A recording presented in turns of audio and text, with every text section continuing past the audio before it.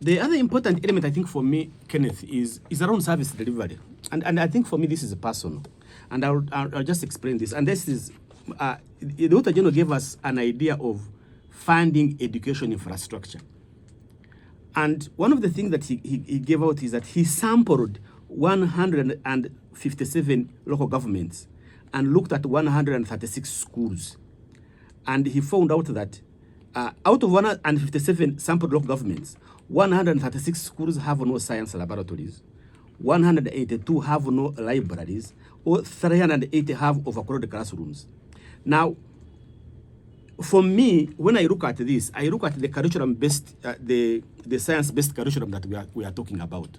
That you have these schools, and you are telling them that you must be science-based, but then you don't have a laboratory, or the laboratories are ill-equipped, or libraries are not having essential books. So what exactly are you teaching if you are not doing that? And that's for me, this is a perspective I like now in this particular audit report.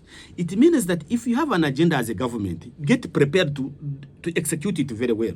So you have these children who are being taught science like history. A student can't even know that this is a Bunsen burner. So at the end of the day, you're going to have children who are getting out of schools and we think they are scientists and they can't even fix a bulb for you at home.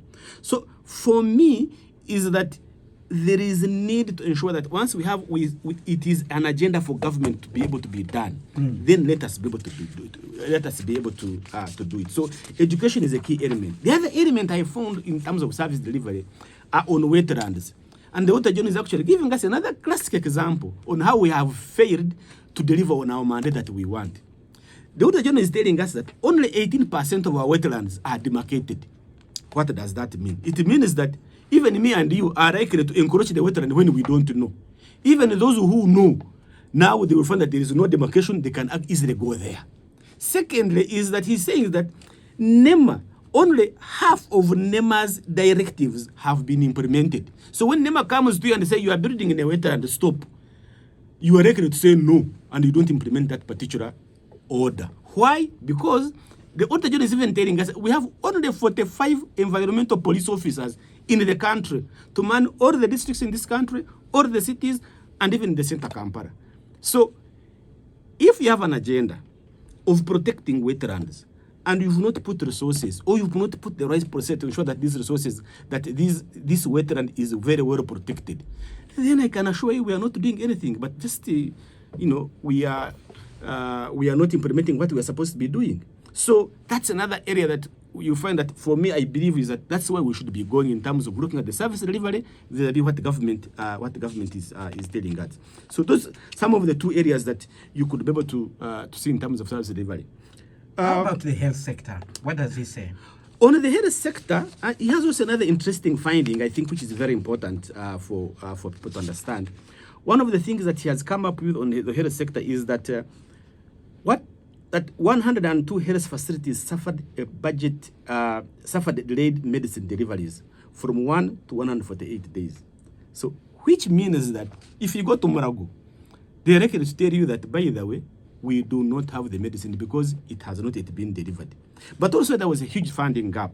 And I think this one goes to, especially to Murago, because Murago was expected to have a budget of 72 billion, but they only received 18 billion, a 75% funding shortfall.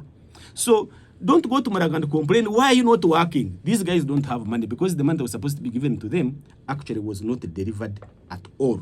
He goes on even to look at equipment, oxygen equipment, and one of the most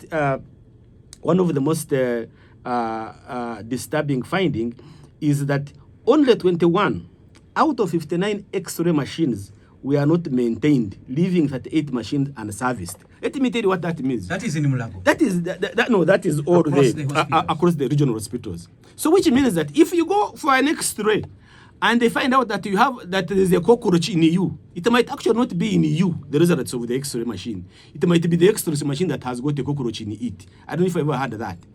If you go and they diagnose that you have malaria, there is a chance that actually you don't have malaria. There is another disease in you. So you go home, start taking malaria medicine. Probably we have another ailment like brucellosis.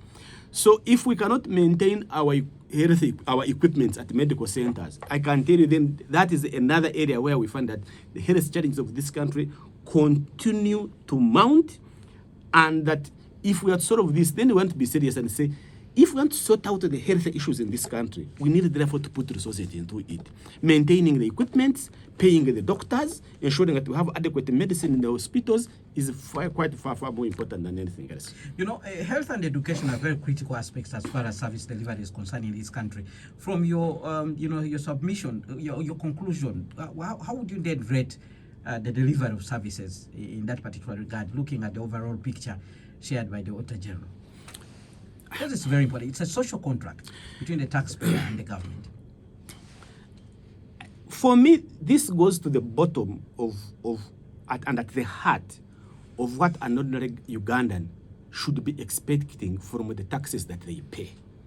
Because if you tell me that Murago only received 18% of its funding, and that I can see now, Parliament is getting all the money that it is required, I can see, headline that the money is being stolen. Murago needed only 72 billion and it was not delivered. And it's not Murago. All other regional hospitals did not get the right amount of money needed to deliver these particular services. So we need, as Ugandans really, to wake up and begin to question, and especially for these new members of parliament who are coming, where are we putting our money? Where are our priorities first? I think that's very important. Because if, for example, if you invest 150 billion in ICU equipments and several of them remain unoperational simply because they don't have maybe water fixed to it, some of them don't have electricity, some of them don't have professionals to run them, why did we have to do that? This is very expensive for the country. So let us not plan and we implement things in the first phase and we don't finish the whole phase. Because if we have an IC unit and one component is missing, then the whole of it is not going to function. So I think it's important for me that as a country, we really need to know where do our priorities lie first than anything else. All right, Spectrum on Radio 1FM.